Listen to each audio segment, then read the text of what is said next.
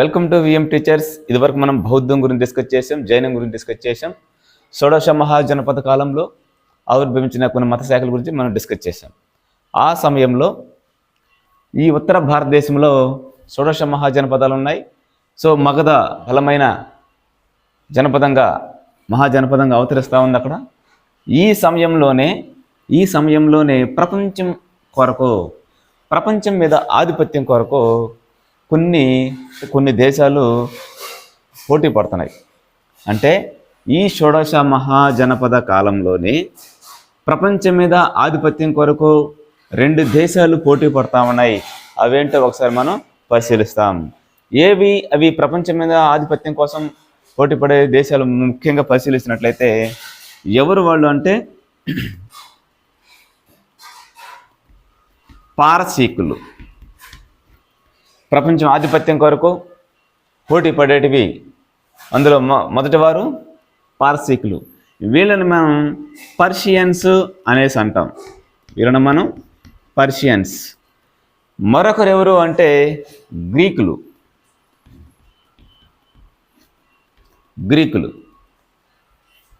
చూడండి, వీళ్ళ గురించి ఒకసారి డిస్కస్ చేస్తాం.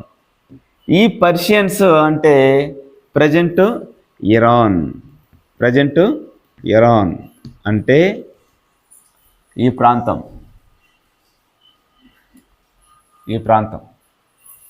ఇరాన్. వీళ్ళు ఈ పారసీకులు ఈ యొక్క ఉత్తర భారతదేశంలో చిన్న చిన్న తెగల్ని ఏకం చేసి ఒక బలమైన రాజ్యంగా అవతరించిన మగధ లాంటి రాజ్యం ఈ యొక్క వాయువ్య భారతదేశంలో లేదు. సో అందుకే చిన్న చిన్న రాజ్యాలు ఉన్నాయి, నిరంతరం ఘర్షణ పడుతూ ఉండేటివి. ఈ విషయాన్ని దీన్ని ఆసరాగా తీసుకొని ఈ పర్షియన్స్ ఏం చేశారంటే భారతదేశం మీద దండెత్తడం జరిగింది. సో మొట్టమొదటిసారిగా భారతదేశం మీద దండయాత్ర చేసిన విదేశీయులు ఎవరు అంటే పారసీకులు. భారత మీద దండయాత్ర చేసిన విదేశీయులు ఎవరు అంటే పారసీకులు. మరి ఈ పారసీకుల రాజు అప్పుడు ఆ సమయానికి సైరస్ భారత మీద దండయాత్ర చేసి ఏ రాజ్యాన్ని ఆక్రమించుకున్నాడంటే గాంధార రాజ్యాన్ని ఆక్రమించుకున్నాడు. సో భారతదేశానికి వాయువ్య దిశలో ఉంటుంది, గాంధార రాజ్యాన్ని ఆక్రమించుకున్నాడు. ఇక్కడ గ్రీకులు, వీళ్ళకి నిరంతరం యుద్ధాలు జరుగుతూనే ఉన్నాయి. ఆ సమయంలోనే ఈయన సైరస్ వాయువ్య భారతదేశంలో ఉన్న గాంధార రాజ్యాన్ని ఆక్రమించుకోవడం జరిగింది. ఆయన తర్వాత వచ్చిన మొదటి డేరియస్. ఈ మొదటి డేరియస్ వాయువ్య భారతదేశంలో మరొక ప్రాంతాన్ని, సింధు ప్రాంతాన్ని, పంజాబ్ ప్రాంతాన్ని ఆక్రమించుకున్నాడు. పంజాబ్ ఈ 2 ప్రాంతాలని అంటే ఆల్మోస్ట్ వాయువ్య భారతదేశం మొత్తాన్ని ఆక్రమించుకోవడం జరిగింది. సో ఈ యొక్క మొదటి డరియస్ తర్వాత ఆ రాజ్యానికి 3వ డరియస్ రావడం జరిగింది. 3వ డరియస్ అంటే వాయువ్య భారతదేశం పారసీకుల పాలనలో దాదాపు 200 సంవత్సరాలు కొనసాగింది. వాళ్ళ పాలనలో వాయువ్య భారతదేశం దాదాపు ఒక 200 సంవత్సరాలు పారసీకుల ఆ ప్రాంతాన్ని పరిపాలించడం జరిగింది. సో 3వ డరియస్ ఈ రాజ్యానికి రాజుగా రావడంతో గ్రీకు రాజ్యంలో ఎలాంటి పరిస్థితులు ఉన్నాయో ఒకసారి మనం పరిశీలిస్తాం. చూడండి, భారత మీద దండెత్తిన తొలి విదేశీయులు అనంటే పారసీకులు, గుర్తుపెట్టుకోండి. ఓకే, ఇప్పుడు గ్రీకు రాజ్యానికి వెళ్దాం. గ్రీకు రాజ్యానికి రాజు ఫిలిప్. ఈయన తన కుమారుడు అస్త్రశస్త్ర విద్యలు నేర్పించడానికి అరిస్టాటిల్ వద్దకు తీసుకెళ్తాడు. అరిస్టాటిల్ అంటే మీకు తెలుసు, నడిచే విశ్వవిద్యాలయుడు అంటాం, రాజనీతి శాస్త్ర పితామహుడు, జీవశాస్త్ర పితామహుడు అని అరిస్టాటిల్ని పిలుస్తాం. ఈ అరిస్టాటిల్కి ఒక కోరిక ఉండేది. ఏంటి ఆ కోరిక అంటే, ఆ రోజు ప్రపంచం అంటే ఏమంటే, ఇది గుర్తుపెట్టుకోవాలి మీరు, ఆ రోజు ప్రపంచం అంటే సో ఉత్తర ఆఫ్రికా భాగం, ఐరోపా, ఈ యొక్క ఆసియా అంటే ఈ ఆసియా, ఐరోపా, ఉత్తర ఆఫ్రికా భాగం. ఈ భాగం ఎవరికి తెలీదు, ఉత్తర అమెరికా, దక్షిణ అమెరికా ఎవరికి తెలీదు, ఆస్ట్రేలియా ఎవరికి, మిగతా ప్రపంచం అంతా ఏం తెలియదు. ఆ రోజుల్లో అంటే ఎన్నో శతాబ్దం BCE, బిఫోర్ కామన్ ఎరా, 4వ శతాబ్దం నాటికి, బిఫోర్ కామన్ ఎరా 4వ శతాబ్దం నాటికి ప్రపంచం అంటే ఏమి, ఐరోపా, ఉత్తర ఆఫ్రికా, ఆసియా, ముఖ్యంగా భారత్, ఆగ్నేయాసియా ప్రాంతాలు, ఇది ప్రపంచం. మరి ఈ ప్రపంచం మీద ఆధిపత్యం కొరకు పోటీ పడే 2 రాజ్యాలు ఏమి అంటే పారసీకులు, గ్రీకులు. ఓకే, ఆయన ఎప్పటి నుంచో అరిస్టాటిల్ ఆయనకు కల ఏమంటే ప్రపంచం మొత్తం అంటే ఈ ప్రపంచం మొత్తం గ్రీక్ సంస్కృతిని వ్యాపింప చేయాలి అనే ఒక ఆలోచన ఉండేది. అంటే గ్రీక్ సంస్కృతి అంటే మనకు తెలియాలి. ఫస్ట్ గ్రీక్ సంస్కృతి అంటే మానవతావాదం, మానవత్వం కలిగి ఉండడం. ఇంకా లలిత కళలు అంటే ఏమంటే సంగీతం కావచ్చు, నాట్యం కావచ్చు, శిల్పం కావచ్చు, ఇలాంటివన్నీ గ్రీక్ సంస్కృతి అంటాం. ఓకే, అంటే లలిత కళలు, మానవతావాదం,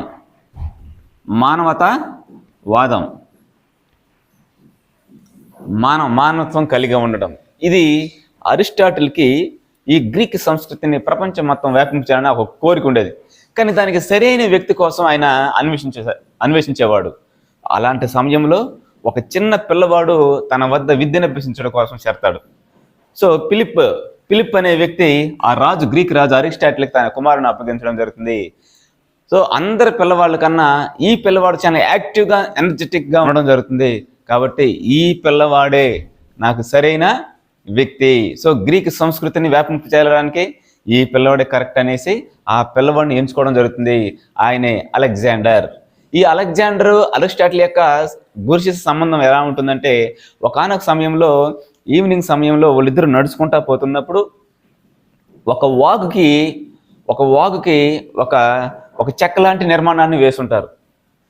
ఆ వాగు దాటుకొని వెళ్ళాలి అంటే అరిస్టాటిల్ చెప్తాడు తన శిష్యుడైన అలెగ్జాండర్కి, అలెక్స్ ఈ వాగు దాటి వెళ్ళు, అది ఒక్క మనిషికి మాత్రమే వెళ్ళడానికి మాత్రమే అది అవకాశం ఉంది, 2వ మనిషికి అది పడిపోవచ్చు, బహుశా మీరే వెళ్ళండి అనేసి అలెక్స్కి చెప్పడం జరుగుతుంది.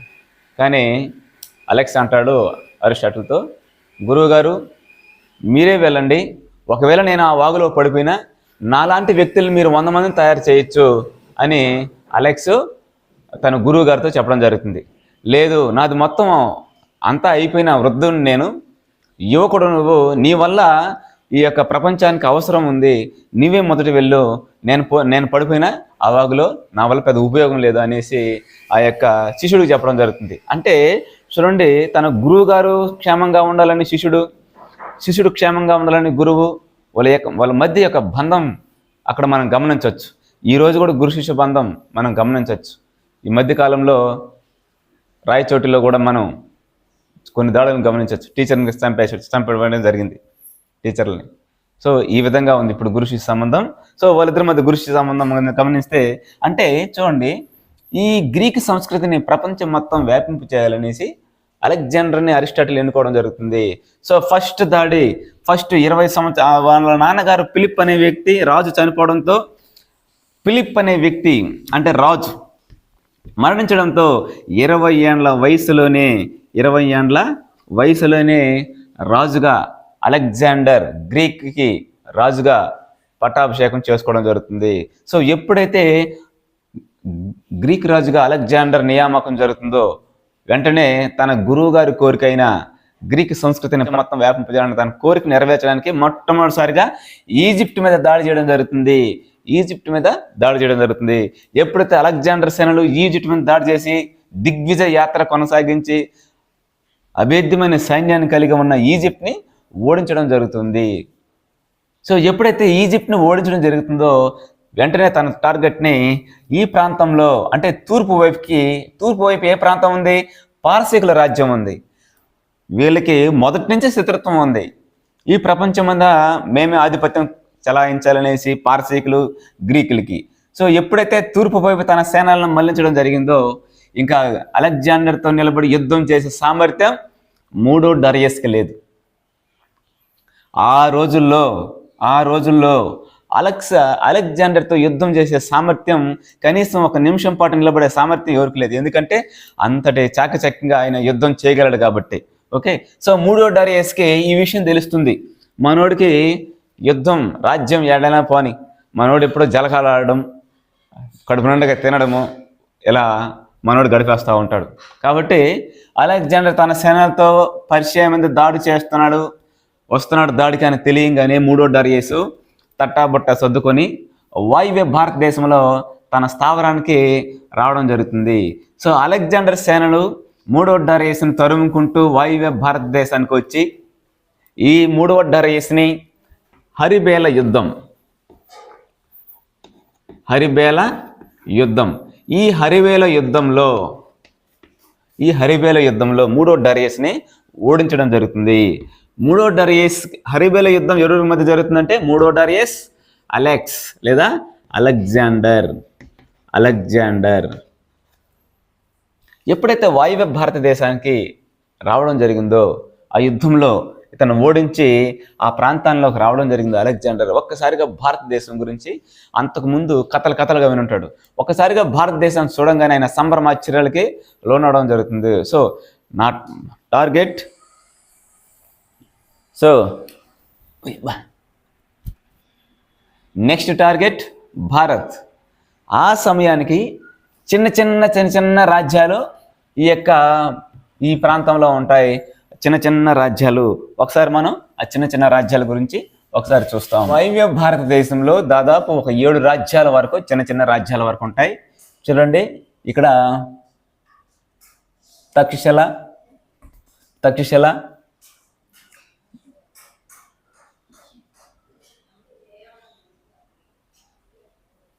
జీలం,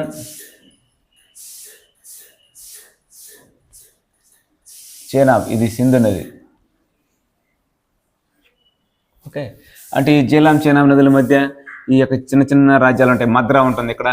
ఓకే, ఈ యొక్క చిన్న రాజ్యాలు ఉంటాయి. అలెగ్జాండర్ ఈ ప్రాంతంలోకి రాగానే ఈ చిన్న రాజ్యాలు తమలో తమ కలహించుకుంటూ ఉంటాయి. దీన్ని ఆసరాగా తీసుకొని అలెగ్జాండర్ సో తన సేనల్ని ఇలా మళ్ళిస్తాడు. సో అలెగ్జాండర్ సేనలు తమ వైపు వస్తున్నాయని తెలుసుకున్న తక్షశిల రాజు అంబి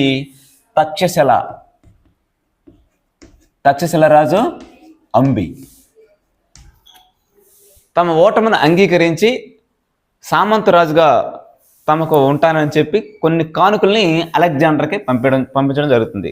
సో అలెగ్జాండర్ సేనలు వచ్చాయనేసి ఆ యొక్క చిన్న రాజ్యాలన్నీ అలాగ భయపడి సామంతరాజుగా ఉంటామని ప్రకటించుకొని అన్ని కానుకల్ని అలెగ్జాండర్కి పంపించడం జరుగుతుంది. కానీ ఒక్క రాజ్యం నుండి మాత్రము కానుకలు రావు. సో అలెగ్జాండర్ ఆ రాజ్యం ఏది, ఆ ఒక్క రాజ్యం నుంచి కానుకలు రాలేదు, చిన్న రాజ్యాలు అన్ని నుండి వచ్చాయనేసి అంటే ఆ ఒక్క రాజ్యం పౌరవ రాజ్యం. సో పౌరవ రాజ్యం నుండి ఎటువంటి కానుకలు లేవు కాబట్టి సో అలెగ్జాండర్ సేనల్ని ఎదుర్కోవడానికి సిద్ధంగా ఉండమని చెప్పి యుద్ధం ప్రకటించడం జరుగుతుంది అలెగ్జాండర్ పౌరవ రాజ్యం మీద. సో అలెగ్జాండర్ సైన్యం జీలం నది ఒడ్డునకు వస్తుంది. పౌరవ రాజ్య సైన్యం జీలం నది ఒడ్డుకి వస్తుంది. యుద్ధం స్టార్ట్ అవుతుంది. యుద్ధం స్టార్ట్ అయిన కొన్నిసేపటికే ఈ యొక్క అలెగ్జాండర్ యొక్క సైన్యాన్ని చీల్చి చెండాడుతూ ఉంటాడు. సైన్యం అంటే పరాజితమైపోయి పారిపోతూ ఉంటుంది. వెంటనే అలెగ్జాండర్కి అర్థం కాదు, ఎందుకు ఈ సేనలు పారిపోతున్నాయి, ఎందుకు నా సైన్యం పారిపోతూ ఉంది అంటే అక్కడ పురుషోత్తముడు పోరస్ తన ఖడ్గంతో అలెగ్జాండర్ యొక్క సైన్యాన్ని చీల్చి చెండాడడం చూసి అలెగ్జాండర్ ఒక్కసారిగా స్టన్ అయిపోతాడు. సో ఇప్పటి వరకు అలెగ్జాండర్ సైన్యం ముందు నిలబడి యుద్ధం చేసిన మగాడు ఇప్పటి వరకు ఈ ప్రపంచం మొత్తం లేడు. అలాంటి వ్యక్తి, అలాంటి అలెగ్జాండర్ సైన్యాన్ని ఈ విధంగా చీల్చి చెండాడుతున్నాడు అనేసి ఆ యొక్క ఖడ్గాన్ని పెట్టుకొని అలాగే నిలబడిపోతాడు అలెగ్జాండర్. సో అలాగే యుద్ధం ముగుస్తుంది. అలెగ్జాండర్ సైన్యాలు శిబిరానికి వస్తాయి. అలెగ్జాండర్కి నిద్ర పట్టదు.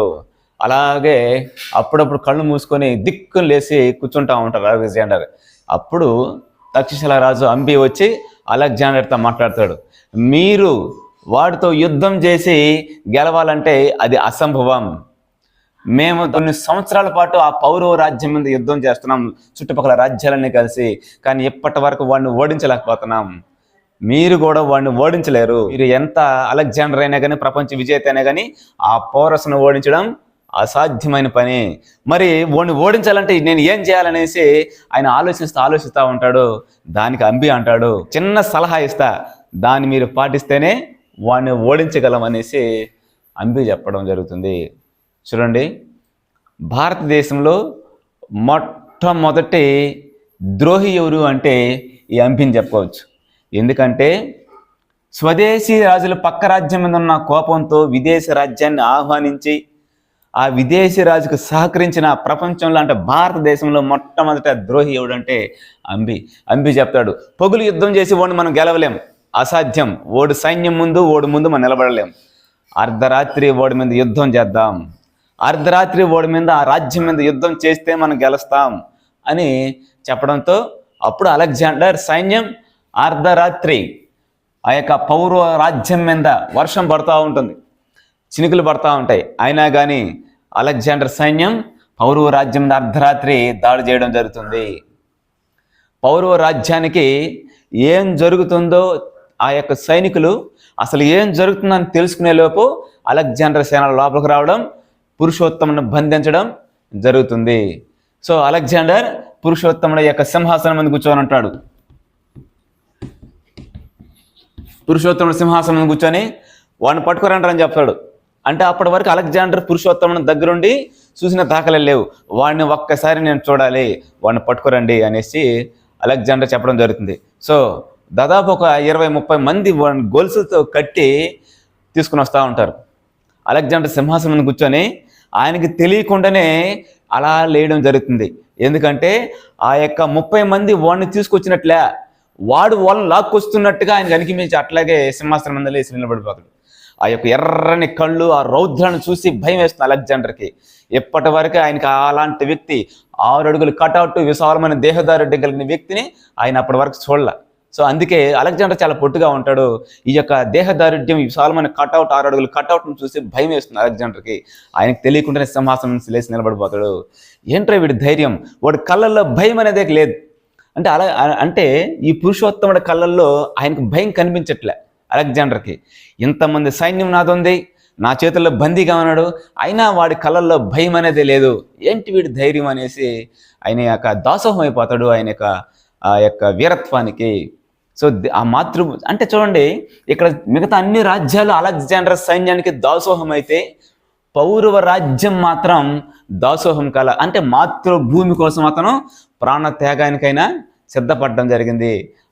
అందుకే అలెగ్జాండర్ ఆ యొక్క రాజ్యాన్ని తిరిగి పురుషోత్తముడికి ఇచ్చేస్తాడు. నీ ధైర్యానికి నేను దాసోహమైనాను అనేసి ఆ రాజ్యాన్ని తిరిగి ఇచ్చేసి ఆయన ఆక్రమించుకున్న చిన్న చిన్న రాజ్యాలను కూడా ఆయనకి అప్పగించి ముందుకు బయలుదేరతాడు. అంటే ఈ ప్రాంతానికి ఎక్కడ కొన్ని జాట్ తెగలను ఆయన ఎదుర్కోవాల్సి వచ్చింది. ఇప్పుడు అలెగ్జాండర్ సైన్యంతో వీరోచితంగా పోరాడి నానా అవస్థలు పడి ఆ రాజ్యాన్ని ఆక్రమించుకొని మళ్ళీ తిరిగి స్వాధీనం చేసి ముందుకు వస్తాడు. అక్కడ జాట్ తెగలతో ఆయన ఎదుర్కోవడం జరుగుతుంది. అంత ఆషామాషిగా జాట్ తెగలు వీళ్ళు విషపు బాణాలతో ఆ యొక్క అలెగ్జాండర్ సైన్యాన్ని మీద సంధించడం జరుగుతుంది. ఎప్పుడైతే విషపు బాణాలతో సంధించడం జరుగుతుందో అలెగ్జాండర్ సైన్యం అలర్ట్ అవుతుంది.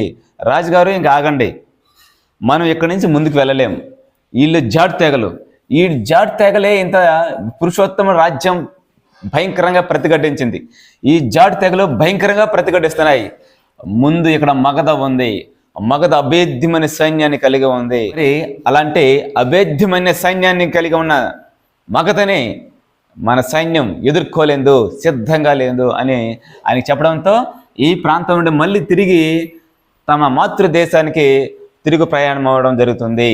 అంటే అలెగ్జాండర్ సైన్యం వెనకడుగు వేయడానికి గల కారణం ఏమంటే ఎడతెరిపి లేకుండా యుద్ధాలు చేయడం ఒక కారణమైతే బలమైన సైన్యం కలిగిన మగధ, సో ఈ యొక్క సైన్యం చూసి కూడా వాళ్ళు వెనకడుగు వేయడం జరిగింది. సో ఆయన రిటర్న్ తమ మాతృదేశానికి ప్రయాణించేటప్పుడు బాబిలోనియా అంటే బాగ్దాద్ అంటాం కదా ఇప్పుడు, ప్రస్తుతం బాగ్దాద్ ఇరాక్ రాజధాని. ఆ బాబిలోనియా ప్రాంతంలో 33వ సంవత్సరంలో అతి చిన్న వయసులోనే ఈ జాటి తగిలి సంధించిన విషపు బాణాలకి తీవ్రమైన జ్వరం వచ్చి ఆ ప్రాంతంలో అయినా మరణించడం జరుగుతుంది. చూడండి, ప్రపంచ విజేతగా ప్రకటించుకున్న అలెగ్జాండర్, తనకు తిరిగే లేదు అని అనుకున్న అలెగ్జాండర్ ఒక్క భారతీయుడు అడ్డుకోవడం జరిగింది. అతని విజయాలకి కళ్ళెం వేయడం జరిగింది. ఒక భారతీయుడు, ఆయనే పోరస్ పురుషోత్తముడు. Okay, right. ఇప్పుడు అంటే భారతదేశంపై విదేశీ దండయాత్రలు మనం పరిశీలించినట్లయితే, భారతదేశం మీద మొట్టమొదటిసారిగా దండెత్తిన విదేశీయులు అంటే పార్సీకులు. అదేవిధంగా భారతదేశం మీద దండెత్తిన మొట్టమొదటి యూరోపియన్స్ అని అడిగితే మాత్రం గ్రీకులు అని పెట్టుకోండి. ఓకేనా, గ్రీకులు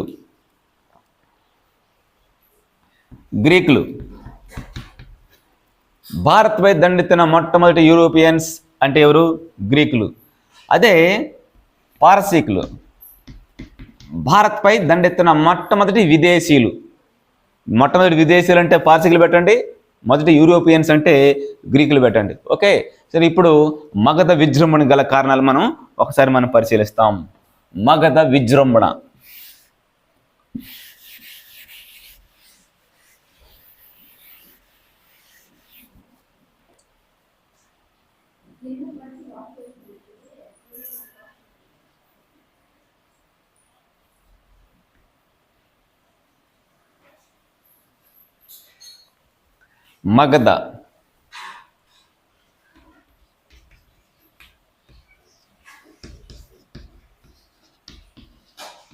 మగధ విజృంభణకు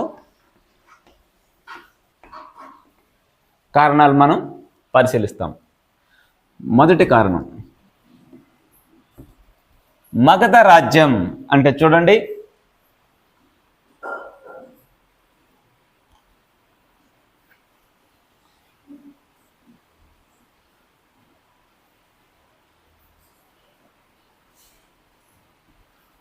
చూడు, ఇది గంగా నది, గాగ్రా నది, గండక్ నది, సోన్ నది. ఇది మగధ రాజ్యం. ఈ మగధ రాజ్యం విజృంభణకి ప్రధాన కారణం ఏమంటే ఈ యొక్క నదీ ప్రవాహ మార్గాలు.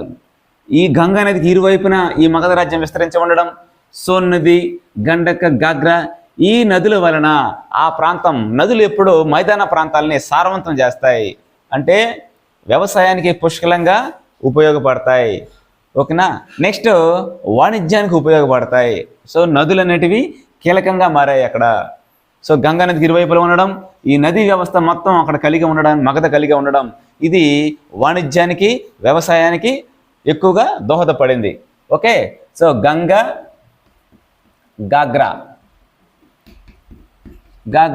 గండక్ ఈ నదుల వలన ఆ యొక్క మగధ ప్రాంతం సారవంతంగా మారడం జరిగింది. ఈ నదులు వాళ్ళకి వాణిజ్యం కొరకు కూడా ఉపయోగించడం జరిగింది. ఈ నదుల్ని వాళ్ళు వాణిజ్యం కొరకు కూడా వాళ్ళు ఉపయోగించుకోవడం.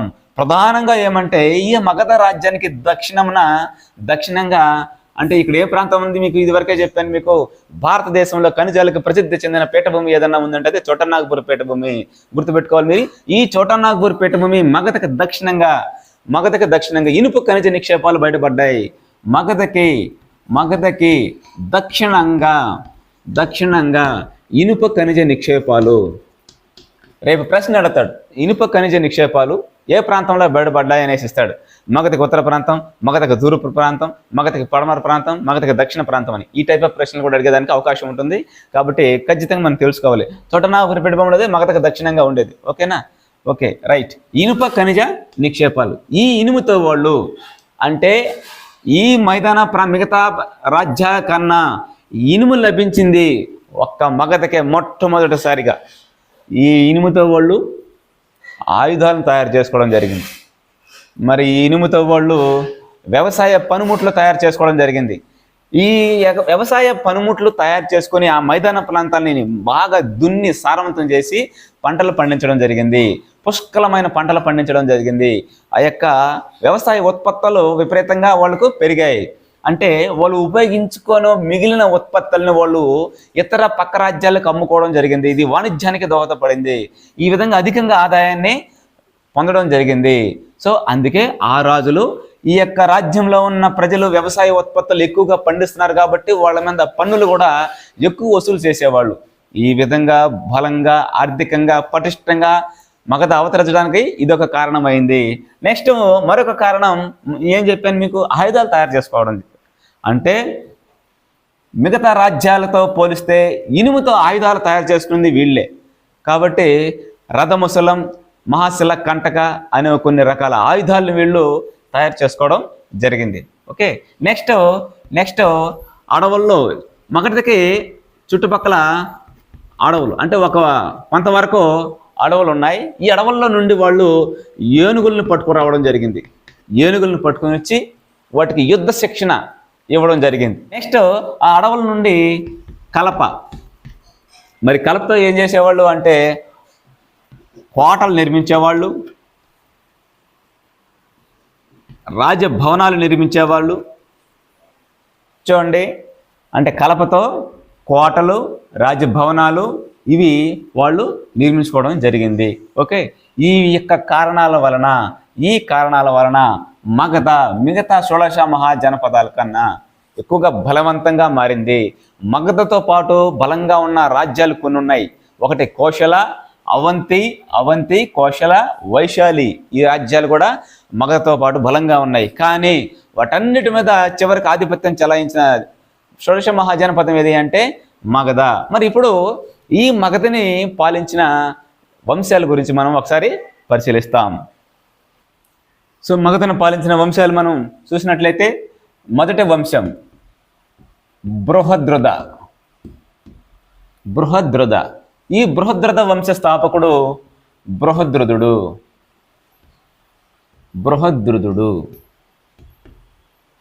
ఈ బృహద్రథ వంశంలో గొప్పవాడు జరాసంధుడు. బృహద్రథ వంశంలో గొప్పవాడు జరాసంధుడు. ఈ బృహద్రథ వంశంలో చివరి చక్రవర్తి రిపుంజయుడు.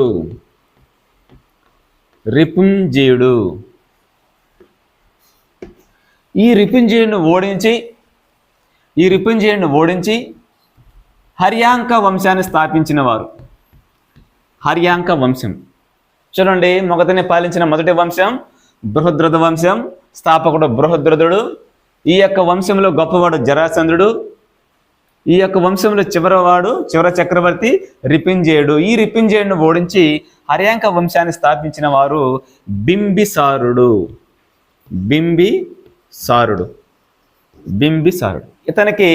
ఇతని బిరుదు శ్రేణిక. రాజధాని ఇతను దేని రాజధానిగా పాలించాడంటే గిరివ్రజపురం లేదా గిరివజ్రపురం. ఓకేనా, దీని పేరు మరొక పేరు రాజగృహం. సో రాజగృహాన్ని ఈయన రాజధానిగా చేసుకొని పరిపాలించడం జరిగింది. ఇతని బిరుదు శ్రేణిక. మగధని పటిష్టంగా పరిచి మగధ యొక్క రాజ్యాన్ని విస్తరించిన వ్యక్తి ఎవరు అంటే మొట్టమొదటిసారిగా ఏం చెప్పుకోవచ్చు. సో బింబిసారుడు మగధ రాజ్య విస్తరణకి దోహదం చేయడం జరిగింది. సో ఎలా ఈయన మగధ రాజ్యాన్ని విస్తరించాడో ఒకసారి మనం పరిశీలిస్తాం. ఇది మగధ. సో అప్పుడు బలంగా ఉండే రాజ్యాల గురించి చెప్పాను మీకు. కోశల అంటే షోడశ మహాజనపద చివరి కాలం నాటికి కోశల, అవంతి, వజ్జి అంటే వైశాలి. ఓకే, ఈయన తెలివిగా వ్యవహరించడం జరిగింది. ఎలా అంటే కోశల బలమైన రాజ్యం కాబట్టి, సో బలమైన రాజ్యం, ఆనాటి బలమైన రాజ్యం కోశల. అప్పుడు ఆ యొక్క రాజు ప్రసేనజిత్తు సోదరిని ఈ యొక్క బింబిసారుడు వివాహం చేసుకోవడం జరుగుతుంది. సో ప్రసేనజిత్తు సోదరిని వివాహం చేసుకుంటే సో మగధ ఏ రాజ్యం మీద దండయాత్ర పోతే ఖచ్చితంగా కోశల వస్తుంది. కట్నంగా కాశీ రాజ్యాన్ని మగధకి ఇవ్వడం జరుగుతుంది. సో కాశీ అంటే వ్యాపారానికి ప్రసిద్ధి చెందిన ప్రాంతం. అటు వ్యవసాయానికి కానీ వ్యాపారానికి కానీ ప్రసిద్ధి చెందిన ప్రాంతం. ఎక్కువగా పనులు, ఎక్కువగా ఆదాయం కాశీలో వస్తాయి. సో అందుకని తన సోదరికి కానుకగా ఆ యొక్క ప్రసేనజిత్తు మగధకి ఇవ్వడం జరిగింది. నెక్స్ట్ ఈయన వైశాలి, వజ్జి. ఇక్కడ లిచ్చవీలు అనే బలమైన తెగ దాదాపు కొన్ని తెగల్ని సమూహాన్ని అక్కడ లిచ్చవీలు అన్నాం. ఈ లిచ్చవీలు చాలా బలంగా ఉంటారు. సో ఈ లిచ్చవీలు చాలా బలవంతులు కాబట్టి వాళ్ళ యొక్క రాకుమార్తెను కూడా ఈయన వివాహం చేసుకోవడం జరుగుతుంది బింబిసారుడు. చూడండి, మరొక కోసల రాజు రాకుమార్తెను చేసుకోవడం జరిగింది, లిచ్చవీల రాకుమార్తెను చేసుకోవడం జరిగింది. సో ఇప్పుడు మగధ ఏ ప్రాంతం మీద యుద్ధం చేస్తే ఖచ్చితంగా ఆ యొక్క సైన్యం అనేది, ఆ యొక్క రాజ్యాల సైన్యం అనేది వస్తుంది అనేది ఇతని ధీమా. సో రోజు రోజుకి బింబిసారుడు ఇలా రాజ్యాల మధ్య సంబంధాల్ని దగ్గర చేసుకుంటున్నాడు. మద్ర, పంజాబ్, ఈ మద్ర రాకుమార్తెను కూడా ఆయన వివాహం చేసుకోవడం జరిగింది. అంటే ఈ యొక్క బలం మగధకి సొంతం. సో పక్కన ఉన్న అంగ ఒక చిన్న రాజ్యం. ఈ బింబిసారుడు మహాశల కంటక, ఇనుముతో మహాశల కంటక అనే ఆయుధాలు తయారు చేస్తుంటాడు. మీరు బాహుబలి సినిమాలో చూస్తుంటారు, పెద్ద పెద్ద ఇనుపు చువ్వల్ని బండల్ని వేసేయడం. సో అదేవిధంగా వీళ్ళు యుద్ధంలో ఈ యొక్క మహాశల కంటక, ఈ యొక్క ఇనుపు దూలాలని విసిరివేయడం సైన్యం మీద, శత్రు సైన్యం మీద. సో ఇనుపు చువ్వలు కావచ్చు, ఇనుపు దూలాలు కావచ్చు, ఇనుముతో సంబంధించిన కొన్ని బండల రాళ్ళని వాళ్ళు ఎదుటి సైన్యం మీద వేసేయడం, వాళ్ళని ఓడించడం. ఆ విధంగా అంగరాజ్యాన్ని స్వాధీనం చేసుకోవడం జరుగుతుంది. అక్కడ అంగరాజ్యాన్ని స్వాధీనం చేసుకుని తన కుమారుడైనటువంటి అజాత శత్రువుని అంగరాజ్యానికి యువరాజుగా అక్కడ ప్రకటించడం జరుగుతుంది. ఈ విధంగా బింబిసారుడు వివాహాల ద్వారా మగధ రాజ్యాన్ని పటిష్టపరిచి ఆర్థికంగా, సైనికంగా పటిష్టపరుస్తాడు. సో మగధ మీద దాడి చేయాలంటే 1కి 100 సార్లు ఆలోచించే పరిస్థితి, ఆ పరిస్థితి తీసుకురావడం జరిగింది బింబిసారుడు. సో ఇలాంటి క్రమంలో అప్పుడు ఒక పుకారు ఒకటి ఉండేది. ఏంటి ఆ పుకారు అంటే, తండ్రులు చాలా జాగ్రత్తగా ఉండాలి. ఎందుకంటే తమ కుమారులు ఏదో ఒక సమయంలో తండ్రుల్ని హత్య చేసి రాజ్యానికి రావడం జరుగుతుంది అనేసి ఒక పుకారు ఉండేది. అలాగే కుమారులు కూడా అలర్ట్గా ఉండాలి. ఎందుకని, ఎక్కడ తమ తండ్రులు మీరు హత్య చేస్తారనే ఉద్దేశంతో మిమ్మల్ని మీ తండ్రులు చంపేస్తారు. కాబట్టి మీరు కూడా అలర్ట్గా ఉండాలని ఒక పుకారు ఉండేది. సో దేవదత్తుడు అనే ఒక వ్యక్తి, ఒక నీచుడు ప్రోద్బలంతో, దేవదత్తుడు అనే ఆ యొక్క వ్యక్తి ప్రోద్బలంతో అజాత శత్రువు చరిత్రలో మొట్టమొదటిసారిగా తన తండ్రిని చంపి రాజ్యానికి రావడం జరుగుతుంది. భారతదేశ చరిత్రలో పితృహంతక రాజు ఎవరైనా ఉన్నారంటే మొట్టమొదటి రాజు అజాత శత్రువు. సో నెక్స్ట్ హర్యాక వంశంలో 2వ వ్యక్తి అజాత శత్రువు.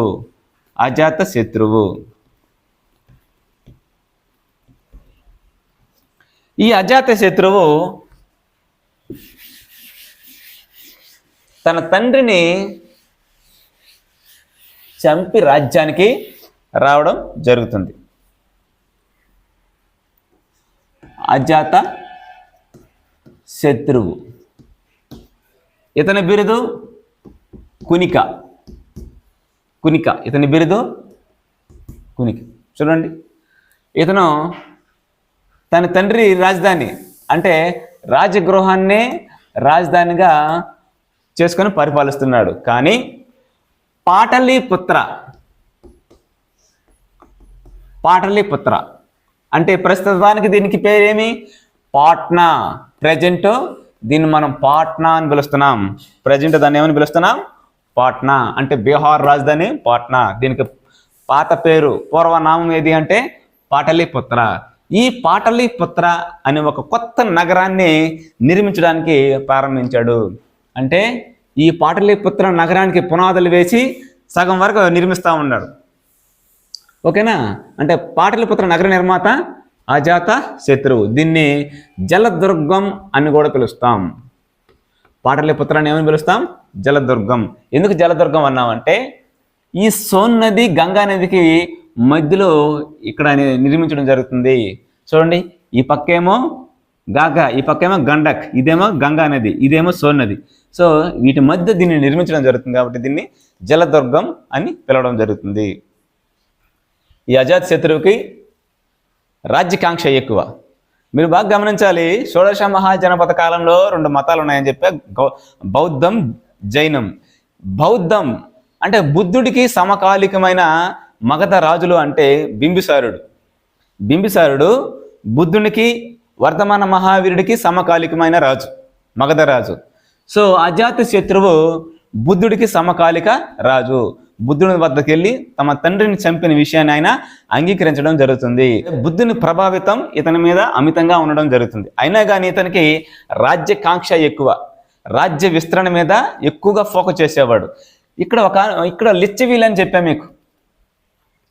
ఈ మగధ ప్రజలు ఈ యొక్క సుంకాన్ని, అంటే ఇక్కడ గండకన్ నది ఉంది కదా, ఈ ప్రాంతంలోకి ఎవరైనా వెళ్ళినట్లయితే ఆడ లిచ్చవీలకి పన్ను చెల్లించేవాళ్ళు. అంటే మగధ ప్రజలు మగధ రాజుకి ఒకసారి పన్ను చెల్లించాలా, లిచ్చవీలకి పన్ను చెల్లించాలా. ఈ విషయం అజాతశత్రువు దగ్గరికి వెళ్తుంది.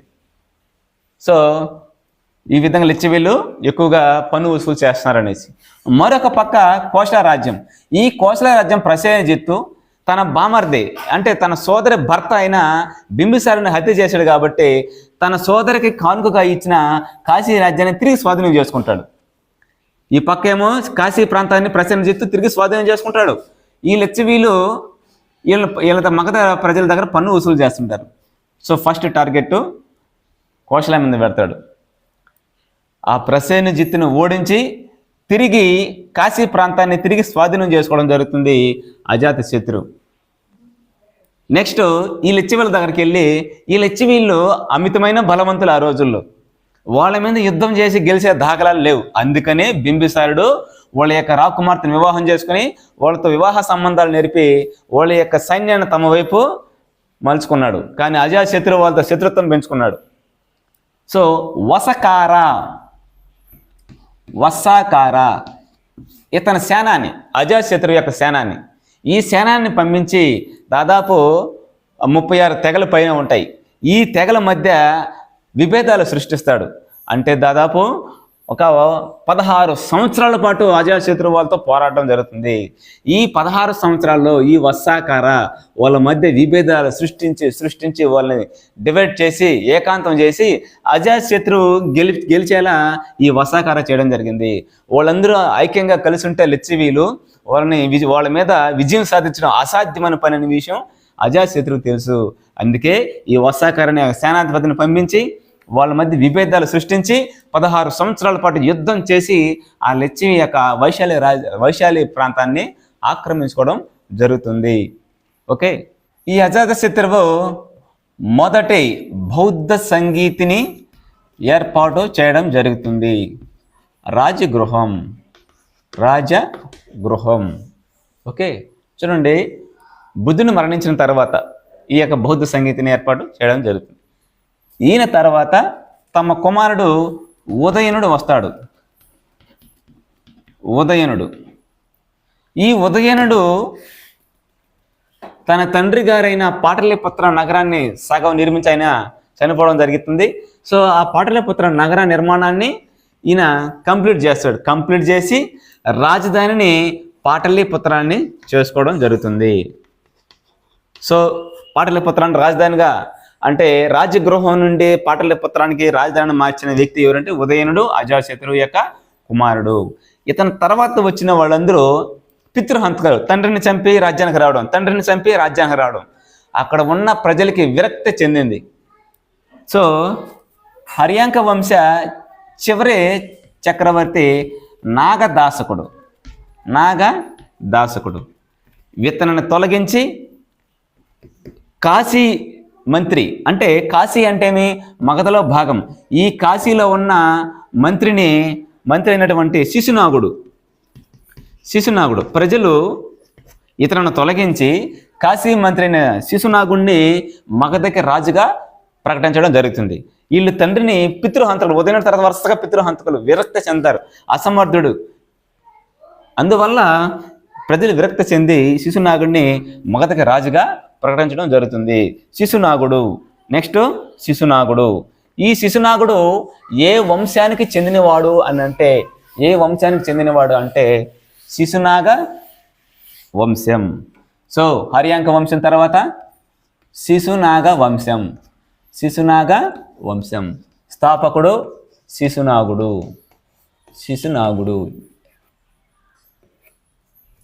చూడండి, మామూలుగా పాటలీపుత్రం రాజధాని. ఈ శిశునాగుడు పాటలీపుత్రం నుండి రాజధానిని వైశాలికి మార్చడం జరిగింది. రాజధాని మొదటి రాజధాని అంటే ప్రధానమైన రాజధాని వైశాలి. సో మొత్తం ఇక్కడ నుంచి వైశాలికి మార్చేసాడు. నామమాత్రంగా పాటలీపుత్రం ఉంది అంతే. సో వైశాలిని రాజధానిగా చేసుకొని ఆ శిశునాగుడు పరిపాలించడం జరుగుతుంది. ఓకే, ఇతని కాలంలో అవంతి ఈ రాజ్యాన్ని ఆక్రమించుకోవడం జరుగుతుంది. అవంతి రాజ్యాన్ని, ఇక్కడ అవంతి ఉజ్జయిని అని చెప్పాను కదా దాని రాజధాని. సో ఈ ప్రాంతాన్ని ఆక్రమించుకోవడం జరుగుతుంది. ఓకే, కౌశల ప్రాంతాన్ని కూడా పూర్తిగా స్వాధీనం చేసుకోవడం జరుగుతుంది. ఓకే, అంటే అజాతశత్రు కాలంలో ఆక్రమించుకున్నప్పటికి మళ్ళీ తిరిగి స్వతంత్రత ప్రకటించుకుంటుంది. మళ్ళీ దాన్ని తిరిగి పూర్తిగా స్వాధీనం చేసుకోవడం జరుగుతుంది. చూసిన ఇతని కుమారుడైనటువంటి వ్యక్తి కాలశోకుడు. సో శిశునాగ వంశంలో గొప్పవాడు అంటే కాలశోకుడు. ఇతను వైశాలి రాజధానిగా పరిపాలించాడు. ఈ వైశాలి రాజధానిలో రెండవ బౌద్ధ సంగీతిని ఏర్పాటు చేయడం జరిగింది. రెండవ బౌద్ధ సంగీతిలు బౌద్ధ సమావేశాలు ఇవి 4 జరుగున్నాయి. ఆల్రెడీ మన బౌద్ధ మతంలో డిస్కస్ చేశాం. సో రెండవ బౌద్ధ సంగీతిని ఏర్పాటు చేసిన వ్యక్తి ఎవరు అంటే కాలశోకుడు మగధరాజు. సో తర్వాత ఈ కాలశోకుడిని తన యొక్క కుమారుల్ని అతని సేనాధిపతి అయిన మహాపద్మనందుడు చంపి తిరిగి రాజ్యానికి రావడం జరుగుతుంది. సో ఇప్పుడు నందవంశం ప్రారంభమవుతుంది. ఈ నందవంశ స్థాపకుడు మహాపద్మనందుడు. ఇతని వద్ద సేనాధిపతి మహాపద్మనందుడు. ఈ మహాపద్మనందుడు కాలశోకుడిని అతని కుమారుని చంపి రాజ్యానికి రావడం జరుగుతుంది. ఇతని బిరుదు ఉగ్రసేనుడు.